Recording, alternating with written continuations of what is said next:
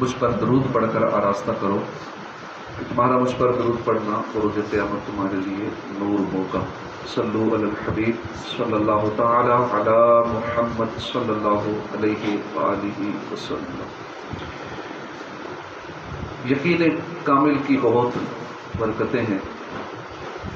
اس طرح ابراہیم علیہ السلام کو جب آگ میں ڈالا گیا، آپ کا اللہ کی ذات پر کیسا پکا یقین تھا، آپ کے لیے آگ گلزار بن گئی۔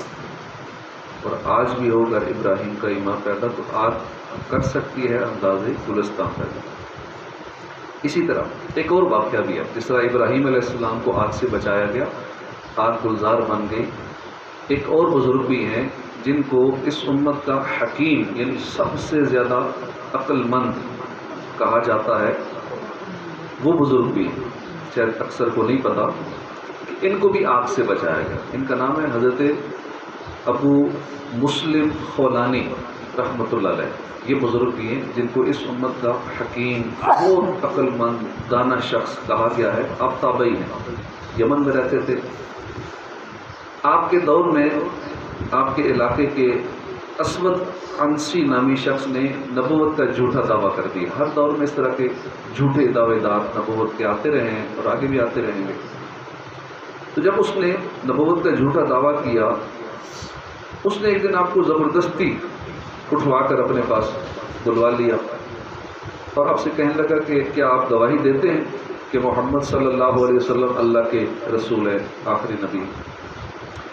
فرمایا ہاں بالکل دیتا ہوں، حضور صلی اللہ علیہ وسلم اللہ کے سچے نبی ہیں، آخری نبی ہیں، میرے آقا ہیں، میں آپ پر ایمان رکھتا ہوں۔ اسود نے پھر پوچھا کیا تم گواہی دیتے ہو کہ میں اللہ کا رسول ہوں؟ آپ نے فرمایا میں نے سنا ہی نہیں۔ تم کیا کہہ رہے ہو؟ میں نے سنا ہی نہیں۔ اسے غصہ آیا، اس نے فوراً حکم جاری کیا کہ ایک بڑی اور خوفناک آگ جلائی جائے۔ آگ جلائی گئی، ابو مسلم کو اس دہکتی ہوئی آگ میں ڈال دیا گیا، اور جس طرح آگ ابراہیم علیہ السلام پر سلامتی والی بن گئی تھی، گلزار بن گئی تھی، حضرت ابو مسلم خولانی رحمۃ اللہ علیہ کے لیے بھی آگ سلامتی والی ہو گئی، آگ گلزار ہو گئی، آگ نے آپ کو نہ جلایا۔ اور آپ آرام سے آگ سے باہر تشریف لے آئے۔ یہ حیرت ناک منظر دیکھ کر اسود عنسی نامی شخص کو اپنی نبوت کے لالے پڑ گئے، اب تو میری بڑی بدنامی ہو جائے گی، میں جھوٹا ثابت ہو جاؤں گا، اور لوگ یہ معاملہ دیکھ کر تو مجھے نبی مانیں گے نہیں۔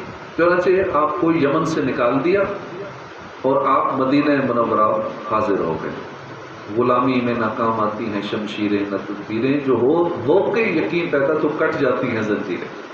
کوئی اندازہ کر سکتا ہے اس کے زور بازو کا، نگاہ مرد مومن سے بدل جاتی ہیں تقدیر۔ یہ آدمی جب غلام بن جائے نا تو نہ پھر تلواریں کام آتی ہیں تو نہ عقل مندوں کی تدبیریں کام آتی ہیں۔ یہ صرف ذوق یقین ہے، اگر یہ پیدا ہو جائے، یہ نصیب ہو جائے تو پھر ہر مشکل کا حل نکل آتا ہے، لیکن بس یقین کامل ہونا چاہیے۔ مرد مومن جب پکے یقین اور سچے ایمان والے آدمی کی نگاہ کا یہ کمال ہے کہ جس پر مرد مومن کی نگاہ پڑ جائے اس کی تقدیر بدل جاتی ہے۔